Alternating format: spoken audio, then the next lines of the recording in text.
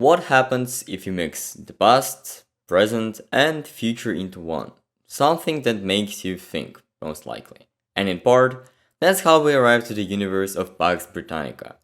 To see what it looks like, we turn to Hearts of Iron 4 with a mod set in the alternative world. One where the American Revolution failed, where Nikola Tesla had a far greater impact on technological progress, driving a massive leap in the development of wireless electricity that changed the world forever. But when these technologies were meant to bring humanity peace and prosperity, the opposite happened. In 1914, the British Empire, stronger than ever, invaded Germany, seizing Alsace-Lorraine, destroying the Ottomans in the Middle East, and crushing the Austrians in the Balkans. In Russia, there was never a civil war, as the Great War ended in 1917. And so we begin the game in 1933, in a completely different world, where France seeks to regain its dominance in Europe, Japan emerges from isolation to ignite a pan-Asian revolution, and across the Atlantic, the United Commonwealth, that is the USA, threatens Britain with a division, much like what once happened to the Roman Empire. In this video, I'll talk about this mod, its mechanics, and what it truly represents. I played the mod as Britain, and this review will be from the perspective of Britain as the major power. When launching the mod, we choose a region. There are 6 in total, each containing 3 fully developed nations. I chose Western Europe and Britain. Unfortunately, the mod doesn't feature different starting scenarios yet, though that might be added in the future. For Britain, we're told that by 1933 it remains the dominant global power, but has turned toward isolationism following the economic depression that came after the Great War. At the same time, tensions are rising with America, and both France and Russia pose potential threats, seeking to settle old scores with Britain after the war. At this point the game begins, and the first thing that stands out is the map, which has been completely reworked. Many new countries have appeared, some of which don't exist in our history. The empires look entirely different, and America feels more like something out of Fallout. The user interface has also been beautifully redesigned, with an aesthetic that reminds me of a dystopian style of Frostpunk. Just like in vanilla Hearts of Iron 4, we start by choosing our technologies. Here new ones have been added, and existing ones have been slightly reworked to fit the mod style. There are noticeably more technologies in the weapons and equipment categories, and while other branches have also received new tags, there are far fewer of them. There are also several entirely new research branches, which I'll return to a bit later. Next we have the national focuses, and there are quite a lot of them, offering different development paths. The focuses are quite interesting, though they don't radically change the gameplay. Many of them can't even be completed at first, since you have to wait for an event to trigger it automatically. Other countries also have a large and detailed focus trees, so there's plenty of variety and replayability here. However, one major downside is that the developers didn't create default focus trees, so if you want to play as countries like Italy, Spain or Portugal, you won't just like unique focuses, you won't have any at all. The developers plan to release focus trees for some of the larger nations in the future, but for minor powers, there don't seem to be any plans yet. When it comes to political mechanics, the mod introduces a much more detailed system. Instead of the 4 basic ideologies in vanilla Hearts of Iron 4, democracy, communism, fascism and monarchy, here we have a wide range of political parties. Each one is marked according to its position on the political spectrum, left or right, and each has its own level of radicalism, which makes the system feel far more realistic. Honestly, it's hard not to wonder why vanilla Hawaii 4 still doesn't have something like this. Maybe only the lazy Paradox devs know the answer. These parties aren't just cosmetic either. They are tied to a new mechanic that requires you to gain their support through political decisions. If you don't, they might start causing unrest or even rebel. From time to time, different events related to these parties will appear, adding more depth and dynamism to the political landscape. Personally, I really love this kind of mechanic, and it's something I've been felt I was missing from Hearts of Iron 4.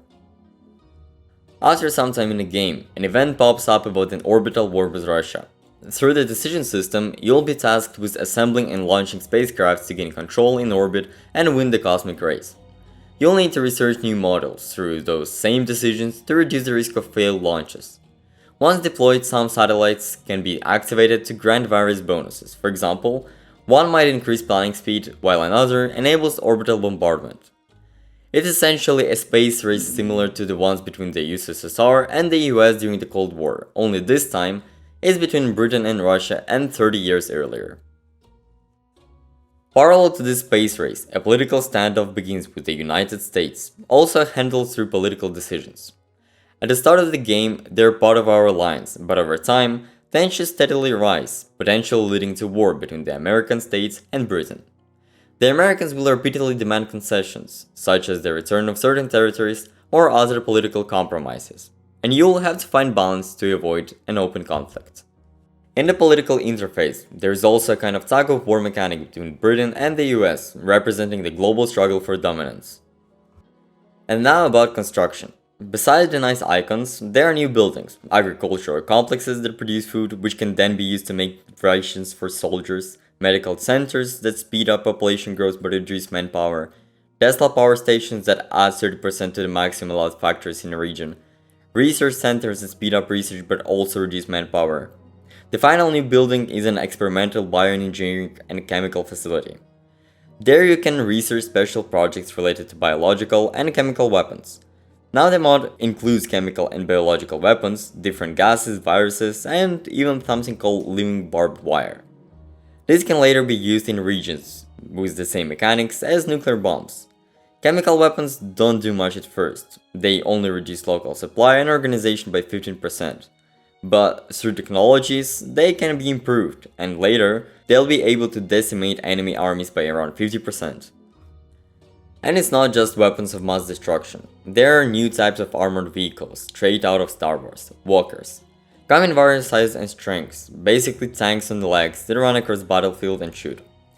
They are pretty good alternative to conventional armor, and add variety to the armed forces.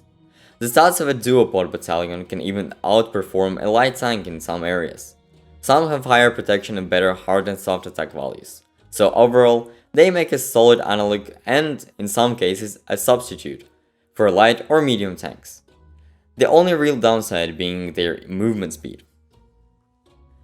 You can also create enhanced human suits that turn soldiers into cyborgs. These count as special units. Through a special project and subsequent research, you can field big dog creatures similar to the ones we see in Stalker 2 game, and a bunch of other monstrosities that chew through the enemy infantry. They have a strong soft attack that's about twice that of a regular infantry. These monsters are also produced using food from farms.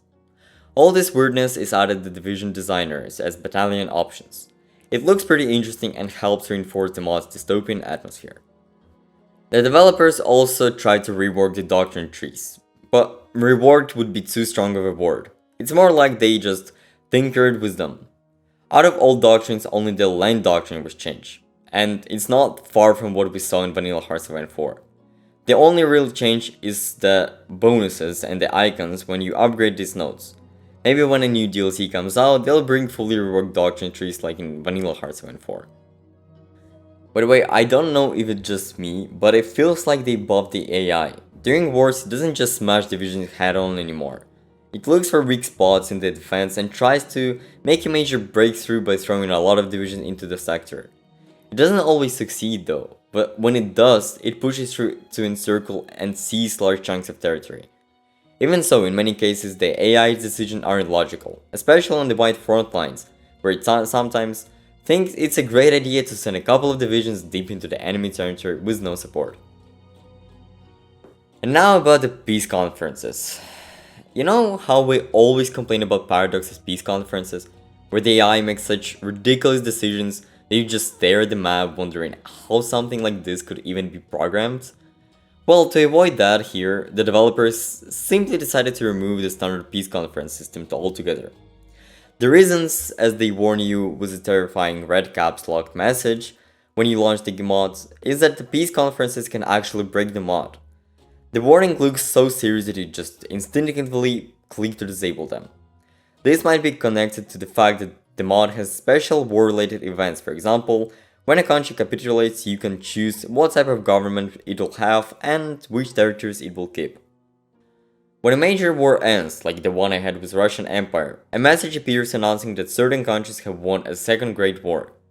You'd expect that some territories would be then divided through scripted events or at least lower governments Austrians would be installed in the defeated nations. But no, nothing of the sort. Instead, Russia slowly collapses through a chain of scripted events, fragmenting into dozens of tiny states, which causes the game to lag like crazy. And during this chaotic breakup, some very curious countries appear, like the United States of the Far East and Green Ukraine, which somehow spawns in Kamchatka. Its leader, Bukharin. Ideology, Jacobinism. I never heard of that. Overall, I'm not even sure what else there is to say about this mod. In general, it's pretty solid. I'd even say it's great for spicing up your Hearthstone 4 experience. There is a ton of new technology, plenty of focus trees, loads of new weapons, events, and political mechanics that are genuinely unique and interesting.